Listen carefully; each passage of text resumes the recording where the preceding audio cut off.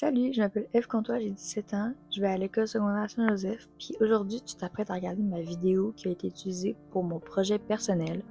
Merci beaucoup d'être là aujourd'hui, merci de m'écouter. J'espère que tu vas avoir beaucoup de plaisir à me regarder, apprendre, peut-être même autant de plaisir que moi j'ai eu à apprendre à tricoter et à faire cette vidéo-là.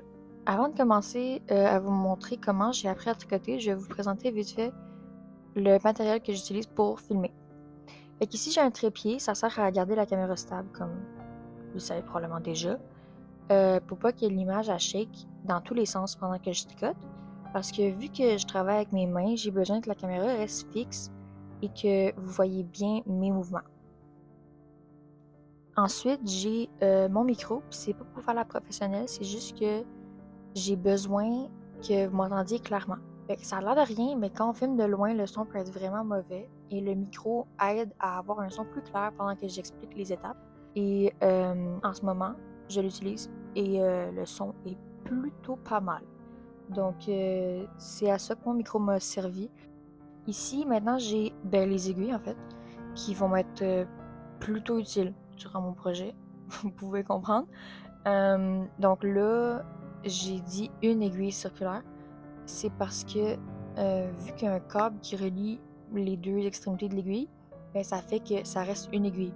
Donc si le câble était séparé en deux, ça ferait deux aiguilles. Là, c'est une aiguille circulaire.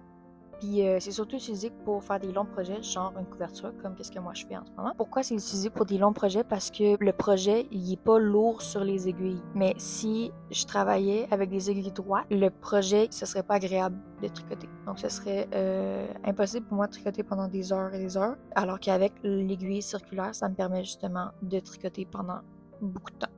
Donc ici, vous avez vu le schéma. Le schéma, en gros, il veut juste dire comment est-ce que quand on tricote avec une aiguille circulaire, le poids qui était sur les aiguilles droites est transféré au câble. Alors, pendant que vous regardez une vidéo de moi qui tricote en accéléré, je vais vous raconter comment j'ai commencé à faire du crochet.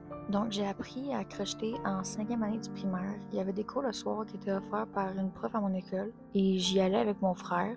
Au début, on essayait les deux, puis les deux on aimait ça. Mais comme vous pouvez le voir aujourd'hui, je pense que j'ai un peu plus accroché que lui. Je me souviens très bien que moi, quand je suis revenue de mon premier cours de crochet, j'ai dit à ma mère que j'allais avoir une compagnie quand j'allais grandir et j'allais faire mes créations et les vendre en ligne ou en personne. Depuis, le crochet est devenu quelque chose que j'aime vraiment faire, comme vous pouvez voir dans les photos. Finalement, j'ai pas gagné ma vie avec ça, en tout cas pas encore, mais ça me fait chaud au cœur de savoir que toutes ces photos-là, c'est des choses que j'ai vendues à des gens autour de moi. Maintenant, il y a une vidéo de moi qui essaie d'apprendre comment faire les premières mailles de mon projet de tricot. Puis je vais vous expliquer en fait pourquoi j'ai commencé à faire du tricot. Fait qu'en gros, l'origine de mon projet, c'est parce que je voulais faire un marché de Noël, mais puisque j'ai déjà un site internet où est-ce que je vends mes affaires, j'aurais rien vraiment appris. Et le but du projet personnel, c'est d'avoir un apprentissage. Donc, j'ai dû changer mon projet et j'ai décidé de faire une vidéo tutoriel sur comment tricoter une couverture. Mais là, l'affaire, c'est qu'après ça, j'avais pas besoin de faire un tutoriel. Donc, je me suis dit, je vais juste faire une vidéo qui va me montrer moi en train d'apprendre. Donc, me voilà. Et là, c'est hyper important de savoir que la mère de mon ami, en fait, est venue m'aider parce que j'ai commencé avec des aiguilles droites, puis ça faisait hyper mal au bras. Là, elle est venue me voir, puis elle m'a dit ouais, j'ai appris que tu faisais un projet, telle affaire. Ce serait mieux si tu utilises une aiguille circulaire. Fait que là, elle m'a envoyé des liens, puis j'ai commandé mon aiguille circulaire qui m'a été ultra utile pour le restant du projet, me permettant de ne pas avoir des crampes au bras à chaque 20 secondes. Si vous écoutez cette vidéo-là en ce moment, c'est soit que vous êtes à mon exposition des projets personnels. Si oui, merci beaucoup d'être venu, c'est très gentil, très apprécié. Sinon, c'est que vous avez trouvé ma vidéo sur ma chaîne YouTube. Donc j'ai créé une chaîne YouTube, voici une vidéo de moi qui est en train de la faire en fait. J'ai eu de la misère un peu, mais j'ai réussi, sans aucun doute. Grâce à ma chaîne YouTube, je vais pouvoir poster plus de vidéos si jamais j'apprends d'autres choses sur le tricot. Je vais aussi pouvoir atteindre le plus de gens possible avec ma vidéo, plus que sur TikTok ou Instagram. C'est aussi rare qu'on voit des vidéos de cette longueur-là sur Instagram ou TikTok.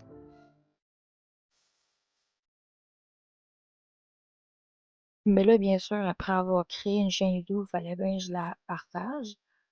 Je partage ma chaîne YouTube dans mon groupe d'amis. Je devais diffuser ma vidéo, donc j'ai commencé par les personnes que je connais.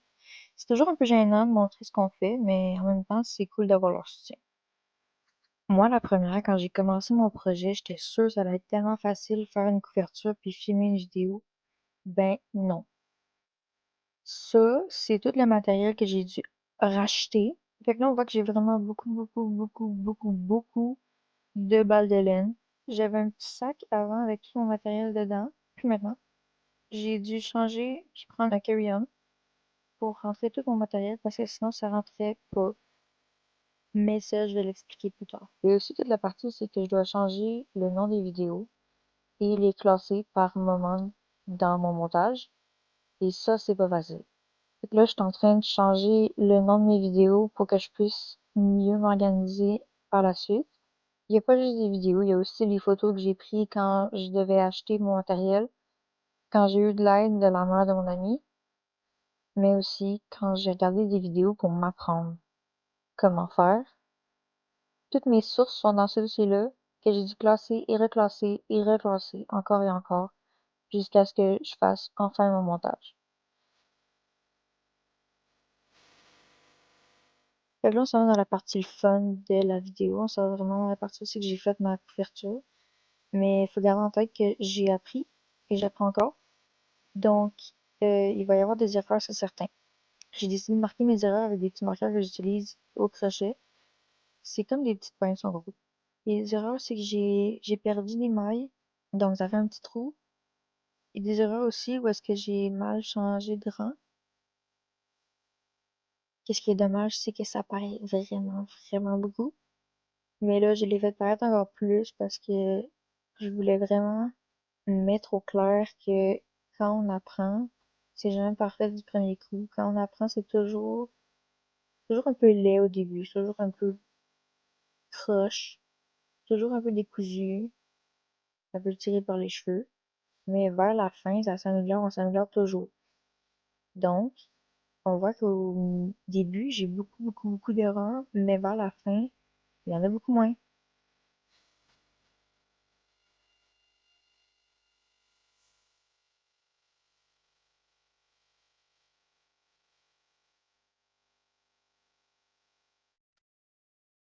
C'est ça.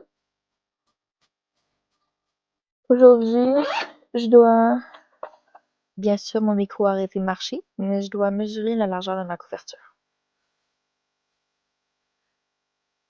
C'est plus que 60 pouces. Quand j'ai commencé mon VP, j'avais ce sac-là. Dans ce sac-là, j'avais mon micro, mon trépied, tout mon tricot. J'avais aussi ce sac-là, où c'est que je mettais mon micro et mon trépied. J'avais ces aiguilles-là, ces aiguilles-là. Maintenant, j'ai plus de mon sac parce que ça rentre plus dedans. Fait qu'à la place, j'ai un carry-on. J'ai appris à faire du tricot. Mais ce que je faisais avant, c'était du crochet. Le crochet, c'est complètement différent. C'est fait avec juste un outil, en fait. Tricot, c'est fait avec deux aiguilles ou une aiguille circulaire. Que j'en ai deux. Mais le crochet, c'est juste fait avec un outil. Ce qui est une autre raison pour laquelle je peux faire le crochet au tricot. Pour moi, deux outils, c'est beaucoup trop. Durant le temps des fêtes, j'ai décidé de prendre une pause de mon pépé sans vraiment prendre une pause. J'ai pris une pause de remplir mon journal de bord, mais j'ai continué à filmer, ou en tout cas demander aux gens de filmer, pendant que j'avançais ma couverture. Ces images montrent que le tricot, c'est une compétence que j'ai développée. C'est pas quelque chose que je fais à chaque jour, mais je le fais quand j'ai le temps, puis je sais que je suis capable de le faire, peu importe où est-ce que je suis, surtout quand j'en ai envie. Je vais vous laisser sur une vidéo de moi qui tricote dans le confort de mon salon devant un bon film. J'espère que ma vidéo vous a plu, qu'elle n'était pas trop longue, pas trop pénible. Si jamais ça vous tente, vous pouvez mettre un commentaire. C'est toujours plaisant d'avoir du feedback. Si jamais vous avez aimé la vidéo, ben, lâchez un like. Et si ça vous intéresse de voir mes prochaines vidéos, pourquoi pas s'abonner, hein? on supporte les petits créateurs. Merci!